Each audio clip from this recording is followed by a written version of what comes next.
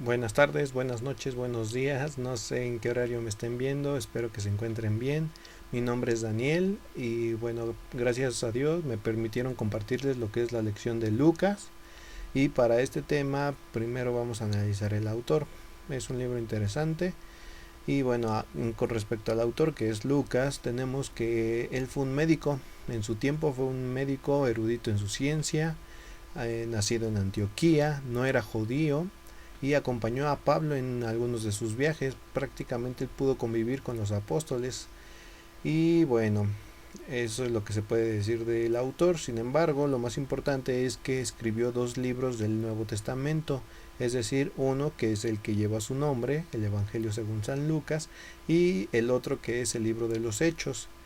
De todo el Nuevo Testamento, estos dos libros son los únicos escritos del Nuevo Testamento por autores que no eran judíos, es decir, que eran gentiles, que no pertenecían al pueblo escogido de Dios. Y esto es muy interesante porque desde aquí Dios nos dice que no importa quién seas, no importa qué calidad tengas, si yo te escojo para algo, pues obviamente te voy a usar para ello, ¿verdad? Y bueno, con respecto a la lección que se va a dar, que es Lucas, tenemos que el libro se divide en 5 partes.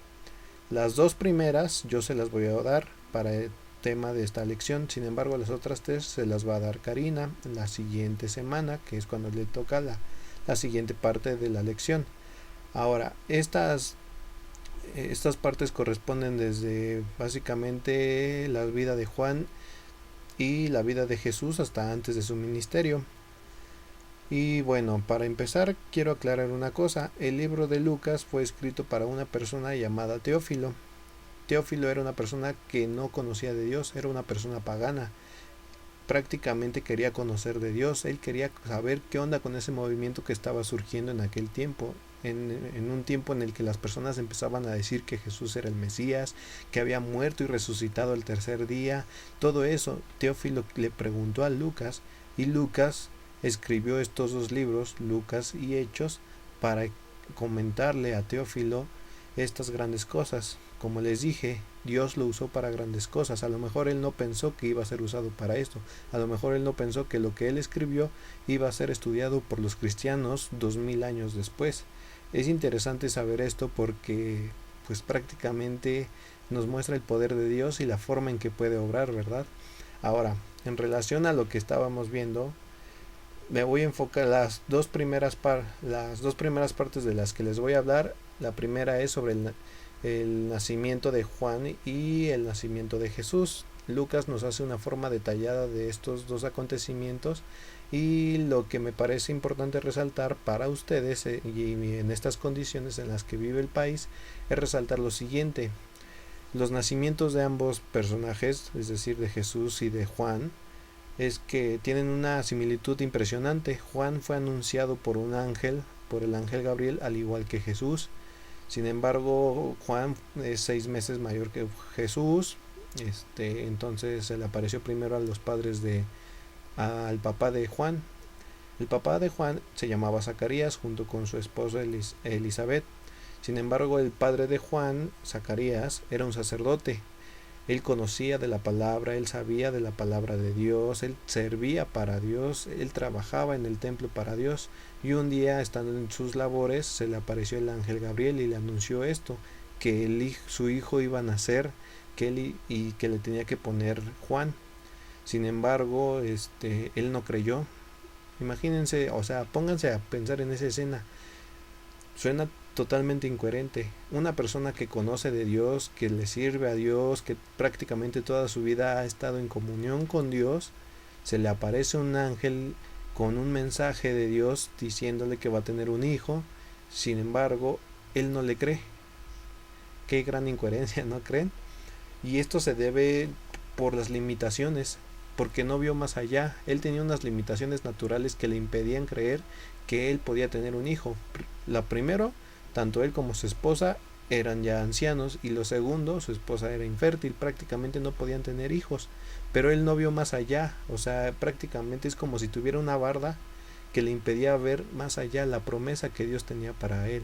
En estos tiempos es muy fácil dudar, Muchas veces nosotros dudamos por las limitaciones que tenemos, no podemos ver más allá de lo que Dios nos está prometiendo, porque las limitaciones o la pared que tenemos enfrente nos impide ver más allá y nosotros no queremos ver más allá, no creemos ver más allá. Dios es así con nosotros y más en este tiempo donde todos te dicen, no, pues es que es una enfermedad ahora sí que muy fea, que tienes que cuidarte y tú entrando en pánico, pues no estás viendo más allá de lo que Dios te dice, te voy a cuidar, vas a estar bajo mi ala, vas a estar bajo mi sombra. Él te dice eso y muchas veces por las limitaciones que tenemos enfrente no podemos ver más allá de lo que Dios tiene preparado para nosotros. Esa es una parte. Ahora, en contraste con él, María, todos conocemos la historia de cómo fue anunciado Jesús. Le- Se le apareció el ángel Gabriel igualmente, le anunció que iba a tener en el vientre a Jesús, al Salvador del mundo. Sin embargo, ella sí vio más allá. Ella, por ser mujer en esa época, no valía nada. Por ser mujer pudo pasar por muchas incertidumbres tan solo por quedar embarazada de ahora sí que del Espíritu Santo. La podían, uno, no le iban a creer.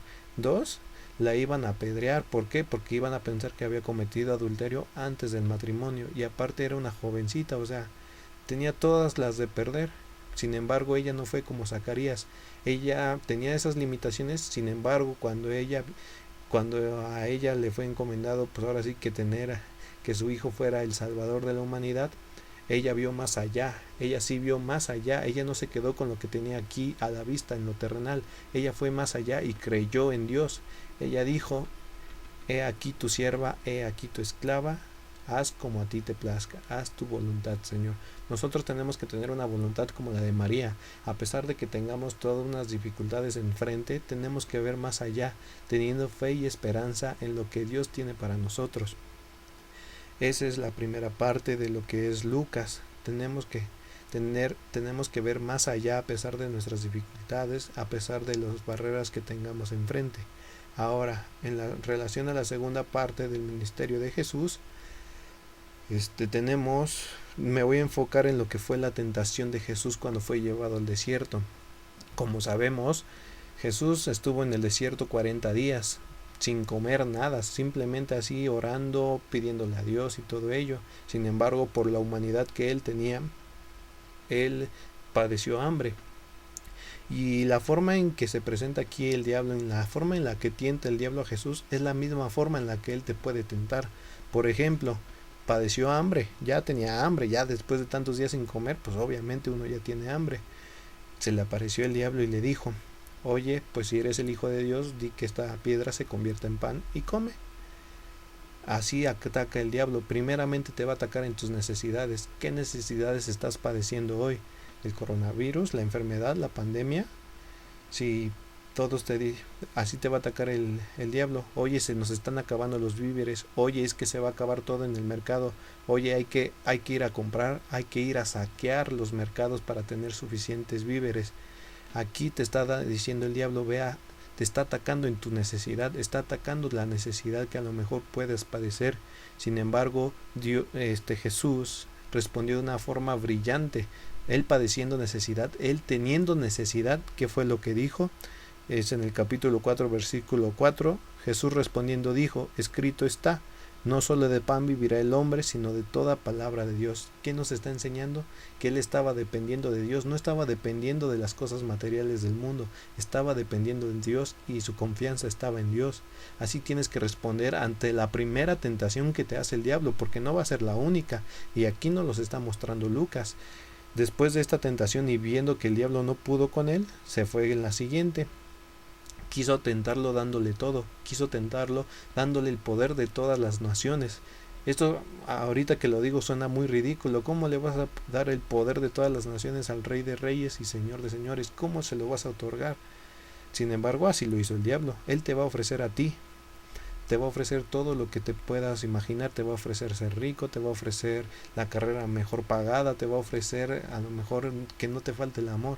Sin embargo, quiero que se graben esto, el diablo ofrece, pero no otorga y te cobra con intereses, te cobra bien sabroso. En cambio Dios te ofrece y te da más de lo que te había ofrecido. Así es la bondad de Dios, pero el diablo, teniendo esa confrontación, pues ahora sí que quiere ganarte. Y esta es la segunda forma en que lo hace, te ofrece cosas. Sin embargo, y la forma en que lo hace es, te voy a dar estas cosas, pero adórame a mí, no adores a Dios, adórame a mí. ¿Qué puede ser? El dinero, las mujeres, incluso lo social, que todos te admiren, ser popular. Eso es adorar al diablo y no a Dios. Y entonces, ¿qué fue lo que respondió Jesús nuevamente? Pues respondió lo siguiente.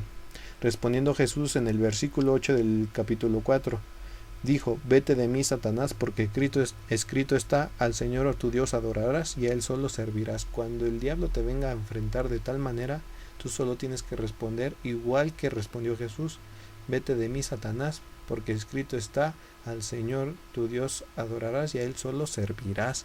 A Él simplemente tenemos que servirle. Esta es una guía básicamente de cómo tenemos que afrontar las situaciones que tengamos. La siguiente parte, una vez que no le funciona al diablo estas tentaciones, viene otra más. O sea, prácticamente él no descansa, no se confía en de que si no la hizo una, ya no va a volver y más fuerte.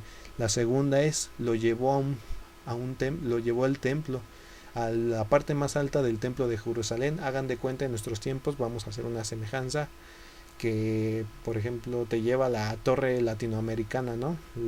La torre más grande que tenemos aquí en la ciudad bueno, creo que no, quién sabe, pero digamos que te lleva ahí a la torre latinoamericana, la que está en el centro, y te lleva a lo más alto y te dice, pues prácticamente le estaba tratando de infundir miedo a Jesús.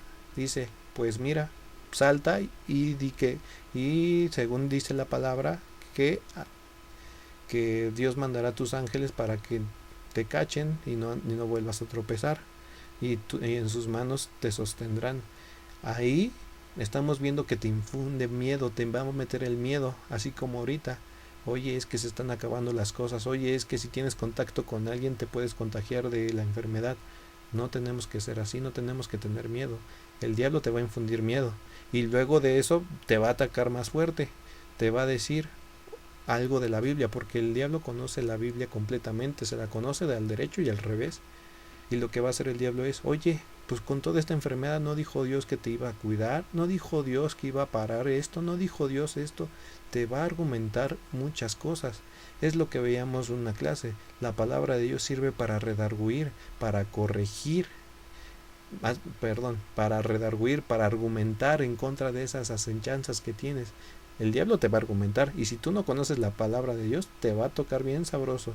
Te va a tumbar muy bien, te va a noquear prácticamente. Por eso tenemos que estar constantemente en comunión con Dios. Lo que respondió Jesús es, respondiendo Jesús dijo, dicho está, no tentarás al Señor tu Dios. Jesús respondió con algo que estaba escrito en la Biblia. Él se sabía la Biblia, él conocía la palabra. Respondió con eso y el diablo se fue. Así, esta es una guía prácticamente de cómo soportar las tentaciones, cómo ver más allá de las situaciones que estamos afrontando hoy en día. Tienes que ser así como Jesús y tienes que ponerte de un lado. Vas a ser como Zacarías, que teniendo el ángel enfrente y diciéndole las palabras de Dios, no creyó, no quiso ver más allá porque las situaciones que estaban ahora sí que a su alrededor se lo impedían. O vas a ser como María, que a pesar de las situaciones, ella vio más allá y confió en Dios. Y por mi parte sería todo, por lo menos de esta parte de Lucas. Y me gustaría cerrar con, pues no se preocupen, Dios está obrando en nosotros. Si bien es cierto que tenemos prohibido convivir con la sociedad, no es razón ni pretexto para dejar de convivir con Dios, para dejar de tener una relación con Dios. Deben estar presentes ahí, deben estar presentes siempre en comunión con Dios. Pónganse en sus manos, espero que se encuentren bien y bueno, sean felices y que Dios los bendiga, ¿vale?